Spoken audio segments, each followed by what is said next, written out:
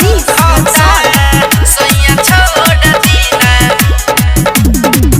पियले अब भंगिया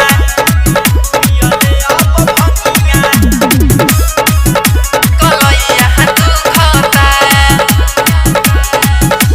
मन जाई हमारो बात भला जी होई नहीं अब बर्दाश्त भला जी होई नहीं अब बर्दाश्त भला जी मन जाई हमारो बात भला जी होई नहीं अब बर्दाश्त भला जी अब कर दिया राम तनी हमारा के ए जी सैया छोड़ दीना ए राजा सैया छोड़ दीना पियले अब भंगिया पीसे में मोर कलैया दुखता सैया छोड़ दीना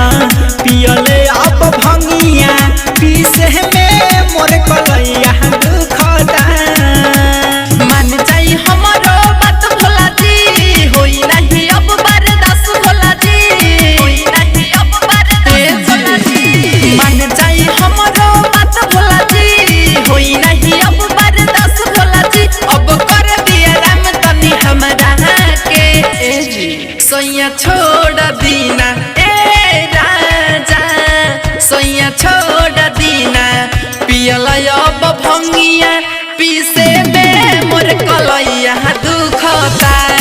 सैया छोड़ दीना पियला अब भंगिया पीसे में मोर कलैया दुखता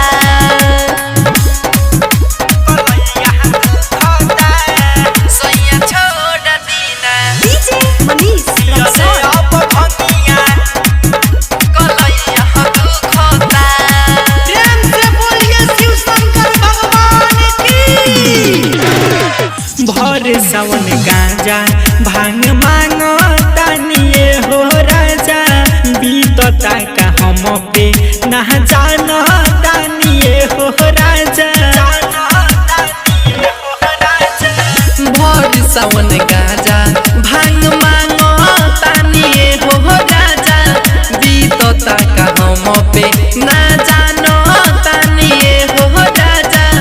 अब होई कुछ कम नहीं हमारा से ए जी सैया छोड़ दीना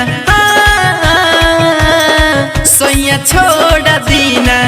पियला अब भंगिया पीसे में मोर कलैया दुखता सैया छोड़ दीना पियले अब भंगिया पीसे में मोर कलैया दुखता कलैया दुखता बोली बोली बाबा बैद्यनाथ की कलैया दुखता कलैया दुखता राम कन्हैया हाथ जोड़ी भइले खाड़े राजा रोतने से राजा ओइले रहुआ दुआरी राजा रहुआ दुआरी राजा राजन राम शंकर हाथ जोड़ी भइल खाड़े राजा दिलदार दीपेंद्र अइले रौरा दुआरे राजा जाई छोड़ी तंग करी नहीं हमारा के ए जी सैया छोड़ दीना ए राजा सैया छोड़ दीना पियले अब भंगिया